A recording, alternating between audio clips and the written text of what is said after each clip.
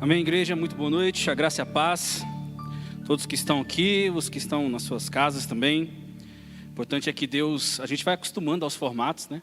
Era só presencial, passou para só online, agora os dois.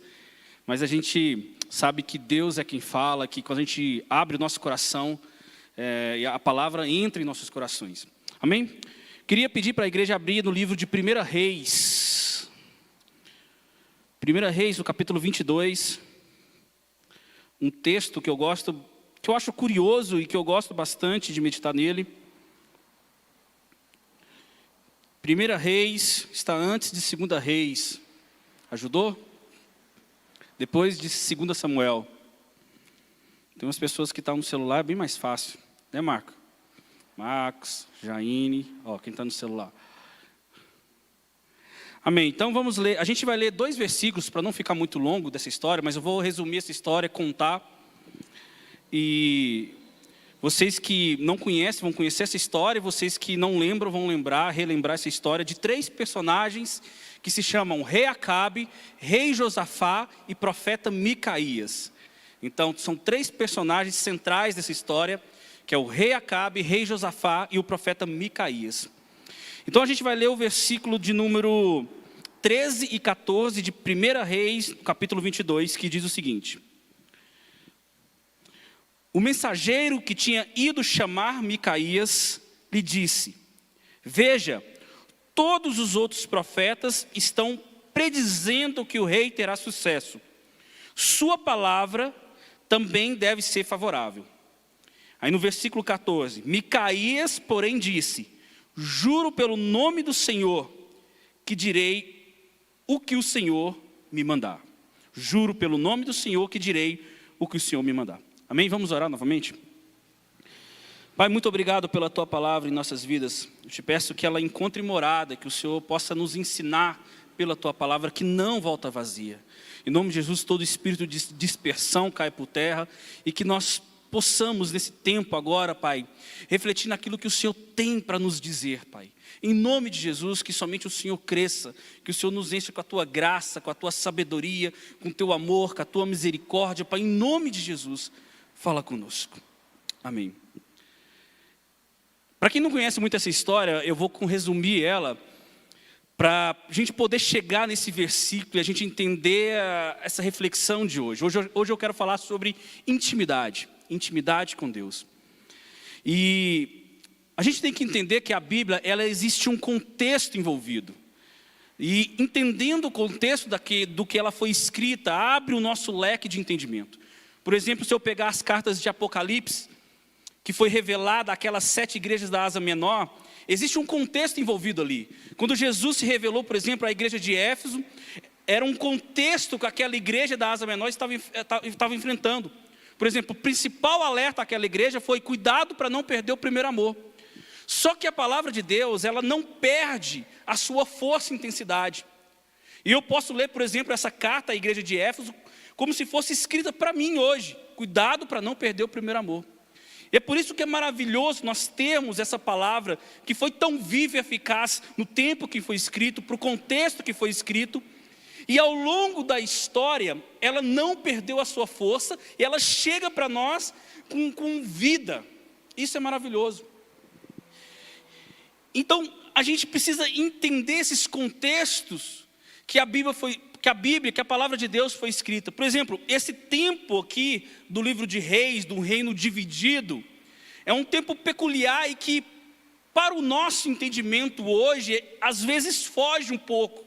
Às vezes é difícil entender o que passou aqui. E é por isso a gente tem que fazer uma construção dos acontecimentos da história da Bíblia. E é muito interessante você estudar cada parte pelo seu contexto. Por exemplo, eu começo a entender essa história, e eu falei de 3 personagens, né? O Rei Acabe, Rei Josafá, o Profeta Micaías. E a gente faz uma linha do tempo aqui para a gente poder nos situar nesse momento. E eu começo ali desde José. José, depois que ele se tornou governador do Egito, ele morreu e passaram-se os anos, os faraós nem lembravam mais de José, nem lembravam mais aquele povo virou escravo no Egito. O que acontece então, que Deus levanta Moisés para tirar aquela escravidão de mais de 400 anos, E a gente sabe que essa peregrinação pelo deserto ocorreu, Deus abriu o mar vermelho, mandou o maná do céu, água da rocha, e ali só que Moisés não entrou na terra prometida, quem entrou foi Josué. Josué liderou o povo para entrar na terra prometida. Quando ele entrou na terra prometida, ele dividiu as porções das terras. Foram 12 tribos, 11 porções, porque a tribo de Levi não ganhou, porque é a que cuidava da, entre aspas, religião de Israel. O que acontece é que depois que Josué morreu, a nação de Israel começou a ser governada e dirigida pelos juízes. A gente chega no livro de Juízes, em que houve uma oscilação muito grande. O povo se voltava para Deus, Deus levantava um juiz e meio que consertava o caminho de Israel, mas logo o povo esquecia de Deus e eles caíam sobre o domínio de outros povos. E houve uma oscilação muito grande nesse período dos juízes, e vários juízes, né, Débora, Jefté, então vários juízes que foram levantados nesse período. O que acontece é o seguinte: depois desse período, o último juiz que é considerado por alguns é o profeta Samuel. Quando o profeta Samuel era juiz de Israel, a nação de Israel pediu um rei. A gente sabe dessa história, que Deus não agradou desse pedido, mas concedeu um rei para Israel. Primeiro o rei Saul, 40 anos, segundo rei Davi, mais 40 anos, terceiro rei Salomão, mais 40 anos. Esse é considerado como um reino unido. Por que o reino unido? Porque depois o reino ficou dividido. O filho de Salomão, chamado Roboão, assume o trono. Eu não sei se ele foi ruim bastante para dividir o império, mas dividiu o império no seu governo, no seu reinado. O que aconteceu é que 10 das 12 tribos foi para a parte norte, ficou chamada de Israel, capital Samaria. 2 tribos, Judá e Benjamim, ficou na parte sul, capital Jerusalém. Ficou Judá, capital Jerusalém. E a gente começa a entender então o contexto do livro de Reis, o contexto do livro de Crônicas. Porque há uma sucessão de reis agora, tanto na parte norte como na parte sul. A gente entende então o porquê de guerras, de rixas entre judeus e samaritanos. E a gente começa a entender e desmembrar esses 2 reinos agora. O reino norte, o reino sul. No reino norte houve 19 reis. Nenhum foi fiel ao Senhor. E um dos piores é esse rei Acabe, que a gente vai ler a história, a gente vai encaixar na história dele. Ele é muito conhecido porque ele se casou com uma, diz que é louca, né? Um tal de Jezabel. E a história de Acabe é uma história muito conhecida até pelo profeta Elias, que viveu nesse tempo também. Tem o evento do Monte Carmelo e tal. Só que nesse tempo que o Acabe era rei do norte, quem era rei do sul era um cara chamado Josafá, rei Josafá. Se você estudar a história, se você estudar os livros de reis, de crônicas, vocês vão ver que no início de cada história desses reis, há meio que um resumo.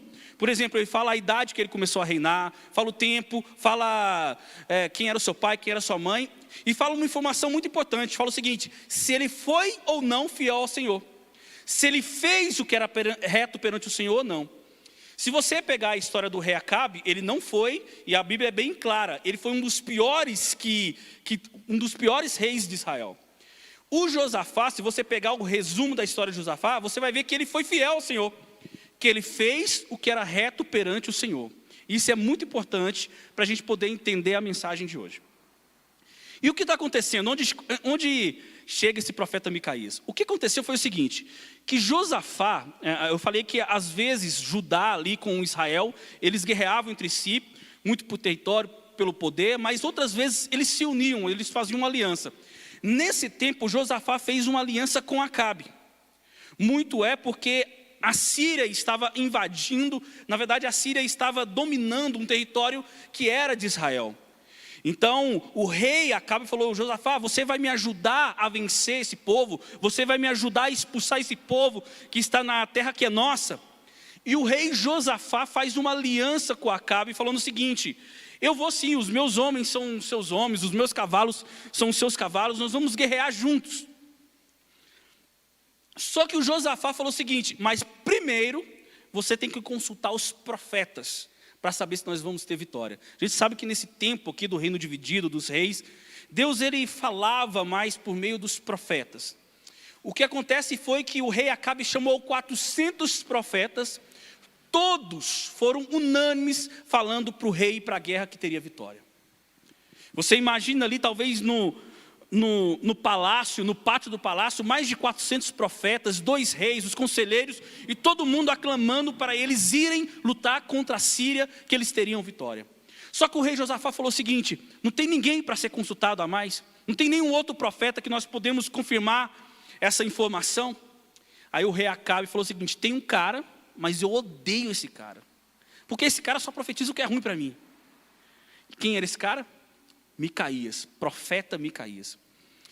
O rei Josafá insistiu, Acabe mandou chamar Micaías. E aí a gente chega nesse texto que a gente leu. Olha só, vou ler de novo. O mensageiro que tinha ido chamar Micaías lhe disse: vejam, todos os outros profetas estão predizendo que o rei terá sucesso, sua palavra também deve ser favorável. Aí o rei Micaías: eu vou falar somente aquilo que Deus quer que eu fale. Agora a gente entendeu o texto que a gente leu. E o profeta Micaías chega lá, diante daquele povo todo, diante de todo mundo falando para ir para a guerra, e ele fala simplesmente o seguinte: o rei Acabe pergunta: Micaías, eu posso ir para a guerra? O rei falou o seguinte: pode até ir, mas não vai voltar. Israel vai ficar como cão sem dono, porque o senhor vai para a guerra, o senhor vai morrer na guerra e Israel vai perder. O que o rei Acabe falou para ele? Prenda esse cara, água e pão para esse cara, porque esse cara está louco. Quando eu voltar, eu decido o que eu vou fazer com ele. E o profeta Micaías ainda dá uma agulhadinha. Ele falou o seguinte: é melhor você deixar um decreto me soltando aí, porque o senhor não vai voltar não. Deixa uma ordem aqui, porque se o senhor voltar, eu não tinha razão, mas o senhor não vai voltar. E acontece que o profeta Micaías foi preso. Fim. Quantos entenderam a história? Entenderam? É um resumo da história, bem rápido. Mas eu gosto dessa história, porque a gente pode aprender muito com ela. E quando eu estava lendo essa história, depois de fazer reflexão, a palavra que veio ao meu coração foi intimidade. Eu peguei a figura desses 3 personagens, Acabe, Josafá e Micaías, e a palavra que veio ao meu coração foi que existem alguns grupos de pessoas. Eu não gosto muito de usar o termo nível de intimidade, mas eu vou utilizar para a gente poder exemplificar muito bem essa reflexão. Existem algumas pessoas que estão em níveis de intimidade, e eu lembro da profecia de Ezequiel 47, né? Aquelas águas que dão nos tornozelos, nos joelhos, nos lombos, e o mais certo é nós mergulharmos mais profundo nessa água. Essa água é uma água que jorra vida, e quanto mais mergulhar, mais eu vou morrer para mim mesmo, e mais vida eu vou ter. É por isso que eu vejo que há alguns grupos de pessoas no nosso contexto que a gente pode talvez medir, entre aspas, essa intimidade que nós temos com Deus. Então o primeiro grupo de pessoas, baseada no rei Acabe, é aquelas pessoas que não têm intimidade. No nosso contexto tem algumas pessoas que não têm intimidade com Deus e não querem ter. Não tem nenhuma atitude que faz ela ter essa intimidade. Quando a gente fala de pessoas que não têm intimidade, às vezes nós pensamos muito no lá fora. Aquelas pessoas que estão desviadas, ou aquelas pessoas que não querem saber de Cristo. Uma vez eu falei isso aqui na igreja, e eu acredito que tem pessoas que vão converter só a caminho de Damasco, quando Jesus aparecer conforme uma grande luz para ela. E tem gente que nem assim. Às vezes a gente lamenta e fala assim: de Deus, mas essa pessoa podia, né, crer no que eu creio. Mas tem gente que não vai crer. Nós temos que entender isso. Mas eu não quero focar no desviado. Eu não quero focar nas pessoas que não querem crer. Eu quero focar na igreja. Infelizmente existem pessoas que estão na igreja, que até têm ministério, mas que não têm intimidade com Deus. Você pode me perguntar: mas existe isso? Como existe? Como as pessoas não buscam uma intimidade, muito pelo seu comodismo. Isso me preocupa bastante. Pessoas que estão na igreja, pessoas que têm ministério, pessoas que às vezes exercem liderança, mas que não têm intimidade com Deus, que a sua voz não é a voz de Deus. O rei Acabe, olha só, ele sabia quem era Deus. Se você pegar a história do rei Acabe todo, você vai ver que em 1 Reis capítulo 20, o rei Acabe tinha enfrentado a Síria 2 vezes. E nas 2 ele foi vitorioso. E sabe quem deu a estratégia para o rei Acabe ser vitorioso nessa guerra? Deus. 1 Reis capítulo 20, depois você lê em casa. Um profeta chega para o rei Acabe e dá uma estratégia para ele vencer a Síria. O rei Acabe sabia quem era Deus. Um evento antes de 1 Reis capítulo 20, sabe qual foi? Monte Carmelo, em que Elias desafiou aqueles 450 profetas de Baal, os profetas de Aserá. E ali Deus mandou o fogo do céu, provando que era Deus. E eu digo, Acabe sabia quem era Deus, mas não queria intimidade. Sabe por quê? A intimidade gera uma coisa em nós, que nós temos que sair do nosso conforto. É muito cômodo eu fazer do jeito que eu estou fazendo, e às vezes eu tenho até algum resultado. Para que eu vou buscar mais? Para que eu vou sair da minha zona de conforto? Quem quer ter intimidade com Deus, tem que sair da sua zona de conforto, tem que buscar mais. Sabe, quanto mais nós buscamos, mais íntimos nós vamos ser de Deus.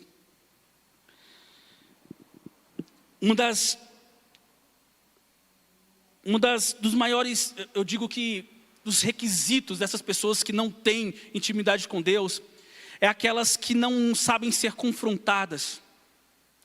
O que o Acabe falou é o seguinte, eu não quero chamar muito Micaías não, porque ele fala umas coisas para mim que não é muito bom. Mas é claro que não vai falar bom, o caminho que Acabe estava tomando era um caminho totalmente adverso. Como você vai profetizar uma coisa boa, sendo que você está totalmente errado? E eu vejo que nesse grupo, pessoas que não sabem ser confrontadas, pessoas que não aceitam uma repreensão, ela simplesmente ignora tudo e sai. As pessoas, sai do grupo, né? Aquelas pessoas que saem do grupo. Sair do grupo do WhatsApp é fácil. O problema é quando a gente sai do grupo do nosso contexto. Eu sou confrontado, eu sou desafiado, eu não aceitei, eu sou repreendido aqui, eu saio do grupo de amizade, eu saio do meu casamento, eu saio da minha igreja, eu saio da liderança, eu saio do ministério, eu saio. É muito mais fácil fugir do que assumir a responsabilidade. É muito mais fácil fugir do que ter uma intimidade sincera com Deus. Porque se você tiver uma intimidade sincera e verdadeira com Deus, você vai ser desafiado. Não tem como. Por isso que o rei Acabe falou o seguinte, vamos chamar Micaías não, porque ele fala umas coisas que eu não gosto muito. Claro. Quantas pessoas que não sabem, literalmente que parece que rasgam partes da palavra de Deus.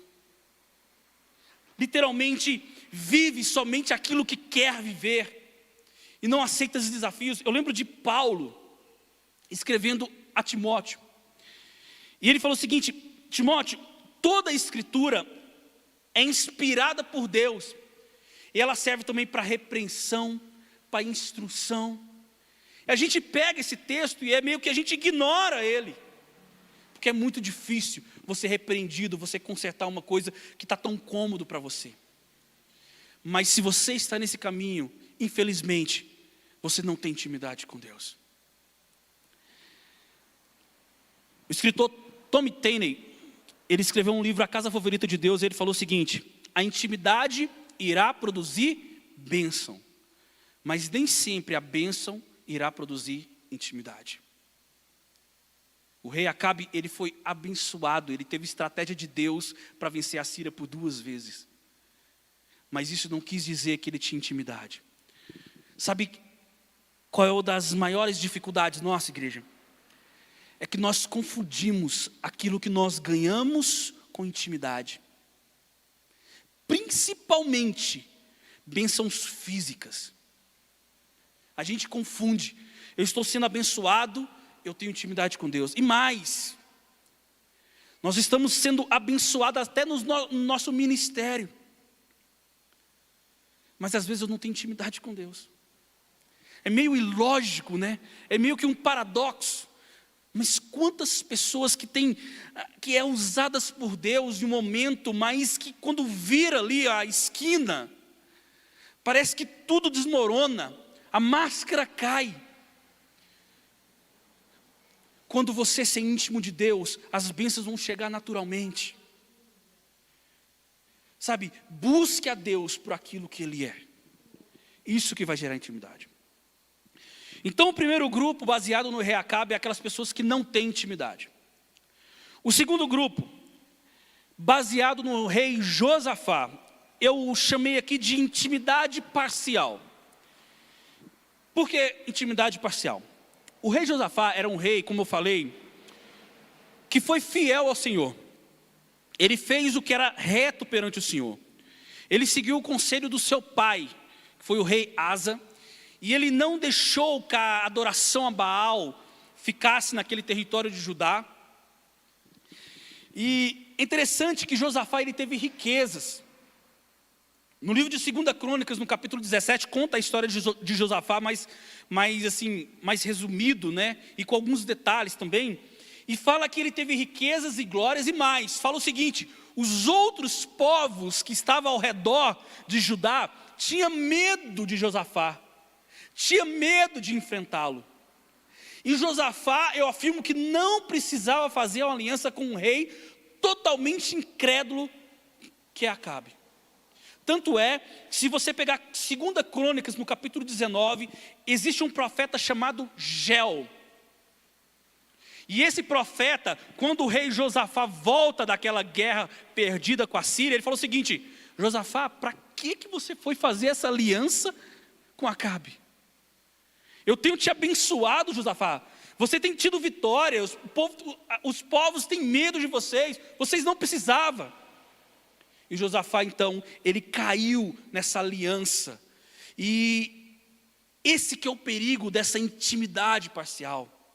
A gente começa bem, mas por um detalhe, por um sentimento, por um engano, por uma atitude, a gente simplesmente muda a rota das nossas vidas.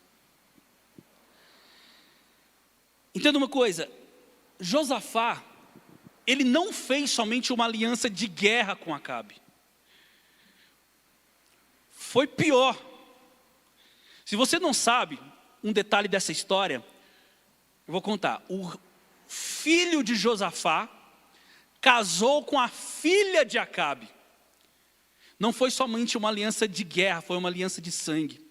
Sabe o que aconteceu por consequência dessa aliança também impensada ou dessa aliança errada? O filho de Josafá, quando assumiu o trono de Judá, ele seguiu os conselhos de Acabe. Olha só, o rei Asa, ele tinha feito o que era reto perante o Senhor. O seu filho Josafá fez o que era reto perante o Senhor. Agora o filho de Josafá, ele casa com a filha de Acabe e ele leva aquela idolatria de Baal para Judá. Quantas pessoas estão literalmente se arrebentando na vida por causa de alianças erradas? As pessoas até bênção, as pessoas até, como eu falei, às vezes é usada por Deus no momento, mas que no percurso e por medo e por atitudes erradas e pelo orgulho e pela soberba, bate com a cara na parede literalmente.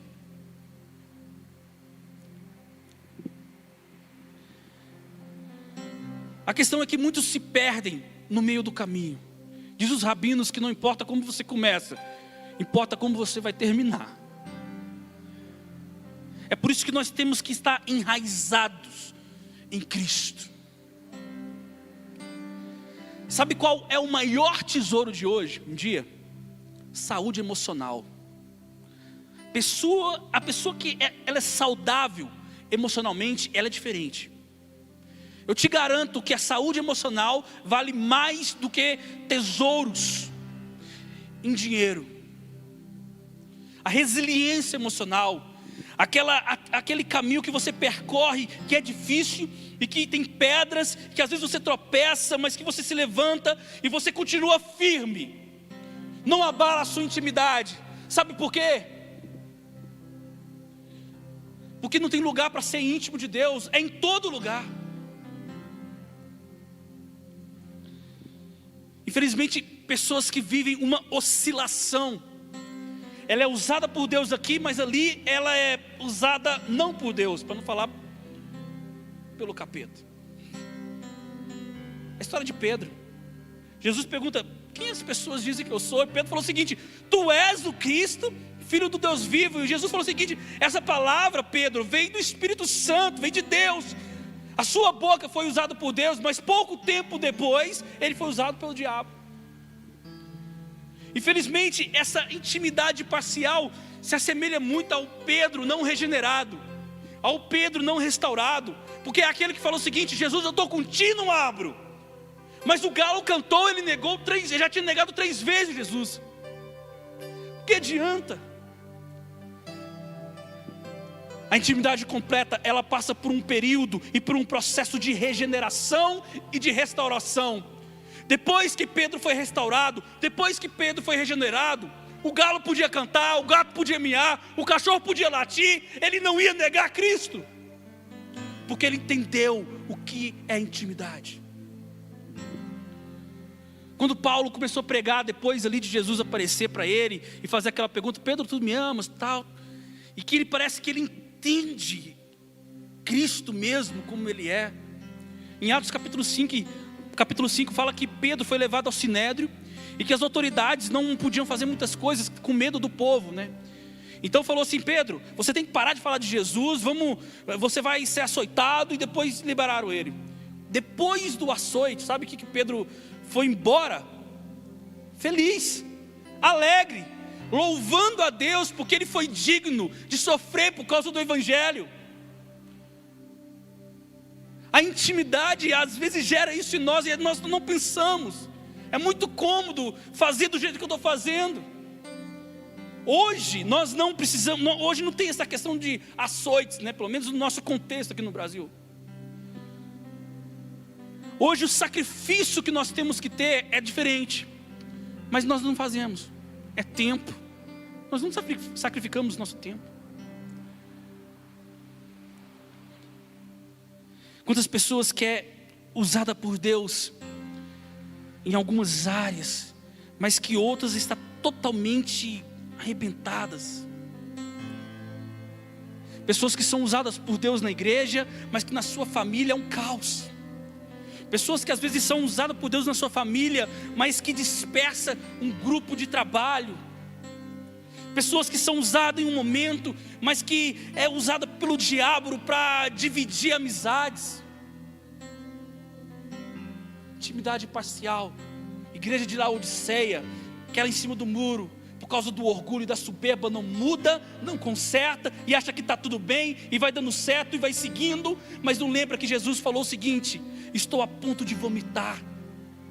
Vocês que não tomam decisão, vocês que vivem essa oscilação, vocês que não querem ter uma intimidade completa, vocês que eram usados por Deus, mas ali pelo diabo.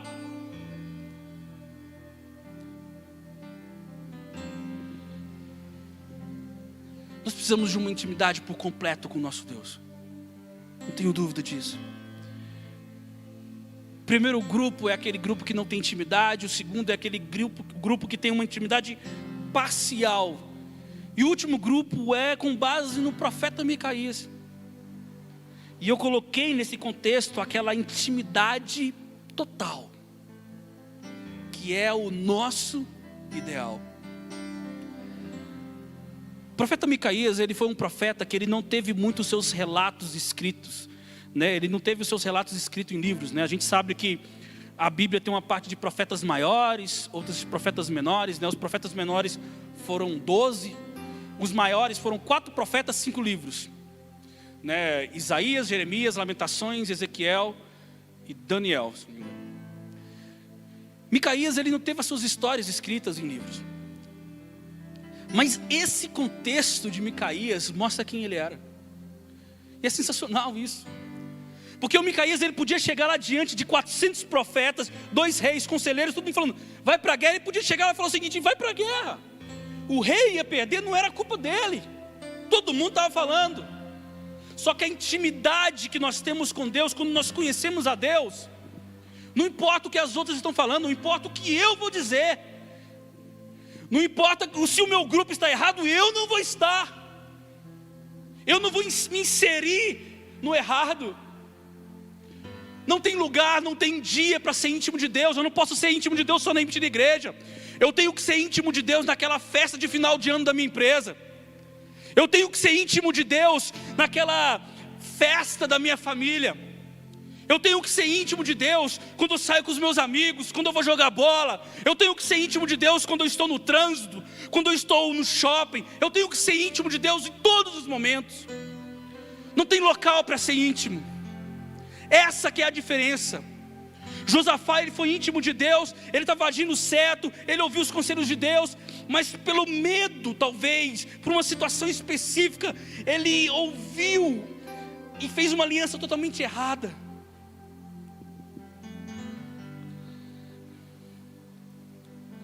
Não tem dia para parar de buscar intimidade com Deus. Entenda isso, não tem dia para parar de buscar intimidade com Deus. Em todo tempo. As pessoas que precisam de um culto como esse para ler a Bíblia, aí você fala assim, eu sou íntimo de Deus, As pessoas que precisam de um momento como esse, de um ambiente como esse, para ser íntimo de Deus, será que eu tenho essa intimidade?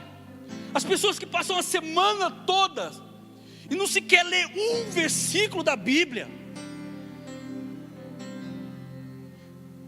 O Evangelho, igreja, tem alguns alicerces, na minha opinião. Palavra de Deus, oração, amor, perdão, comunhão. Então, se eu quero ter intimidade com Deus e eu não sei o caminho que eu devo seguir, guie-se pelos alicerces desse Evangelho. Viva o perdão, viva o amor, viva a comunhão. Pessoas que não sabem ter comunhão nunca serão íntimos de Deus. Me desculpe falar isso. Se você não sabe ter comunhão com a pessoa que está do seu lado, você não vai ter comunhão com Deus. Não vai ter. Como você pode amar a Deus que você não vê, se você não ama o seu irmão que você vê? Então, às vezes a gente nos perde no sentido de como ter intimidade. Só que ao mesmo tempo que eu me perco nessa dúvida, eu vejo que está muito claro na palavra. Atos de bondade, atos de perdão, atos que tiram o meu egoísmo, atos que tiram a minha soberba, atos que tiram a minha vida da centralidade e coloca Cristo como centro. Esse é o caminho da intimidade, igreja. É por isso que quando Jesus encontrou aquele jovem rico em Lucas 18, é muito mais profundo do que a gente às vezes analisa. O jovem falou o seguinte: Jesus, o que eu preciso para herdar a vida eterna? E Jesus falou o seguinte: você tem que seguir os mandamentos, honrar teu pai e tua mãe, você tem que não adulterar, tal. E o jovem falou o seguinte: mas isso eu faço desde a minha juventude, isso é fácil para mim. Aí Jesus, eu acho que talvez pensou: fácil? Então larga tudo que você tem e me segue. Aquele jovem se entristeceu porque era muito rico. Jesus aqui não estava falando só sobre dinheiro não, igreja. Tem pequenas coisas que a gente não larga e que impede a nossa intimidade com Deus. Tem pequenas coisas que a gente agarra de uma forma e a gente não consegue largar. A gente vai traçando e aquele negócio parece que vai ali com a gente. E pior, sabe o que é? É que às vezes a coisa vai dar certo na minha vida. Às vezes até eu tenho assim, parece que eu estou rompendo, sabe? A intimidade por completo, igreja. Eu preciso rever os meus atos a cada dia. Eu preciso rever quem eu sou a cada dia. Eu preciso me rever. Eu preciso recomeçar a cada manhã. A cada respirar é uma chance para fazer diferente. A cada respirar no manhã é uma chance para fazer melhor. A cada respirar pela manhã é uma chance de eu me parecer mais com Cristo. Porque o que a intimidade faz em nossas vidas é a gente parecer com Cristo. É até a mente de Cristo. John Piper falou o seguinte: a busca dos nossos interesses e da nossa felicidade jamais está acima de Deus, mas sempre dentro de Deus. Talvez o ponto principal dessa intimidade por completa é abrir mão dos nossos desejos. Aí você pergunta, não posso ter desejo, não posso ter sonho. Não, pode ter. Eu sirvo um Deus que Ele é abençoador. Eu sirvo um Deus que Ele é galardoador, que Ele tem prazer em abençoar. Só que tem muitas pessoas que simplesmente querem que Deus se insere no seu sonho. Mas o melhor é nós vivermos os sonhos de Deus para a minha vida. Isso é ter intimidade. Sabe qual é a minha maior preocupação?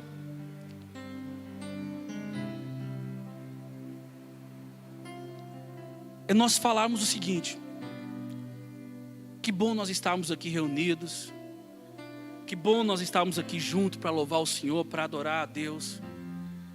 E talvez Deus falar o seguinte: eu queria tanto me unir a vocês. Esse é o maior receio. Nos reunimos para adorar a Deus e o próprio Deus está fora disso. Simplesmente pela falta de colocar Cristo como centro. Existem águas que dão nos tornozelos e existem águas que dão nos joelhos. Tem águas que dão até no ombro. Mas o mais certo é eu mergulhar mais profundo nesse rio. Um rio que jorra vida. Eu concluo esse texto lembrando os 3 grupos, né? Aqueles que não têm intimidade, aqueles que têm uma intimidade parcial, aqueles que têm uma intimidade por completo, total. Mas a minha conclusão, ela é baseada no que aconteceu. O que aconteceu com Micaías? Por ele ter sido fiel ao Senhor. Sabe o que aconteceu? Foi preso. Você vê a história, ele levou um tapão ainda. Que ele falou lá diante de todo mundo, ele levou um tapa, foi preso. O que aconteceu com Paulo por ser fiel ao Senhor? O que aconteceu com Pedro por ser fiel ao Senhor?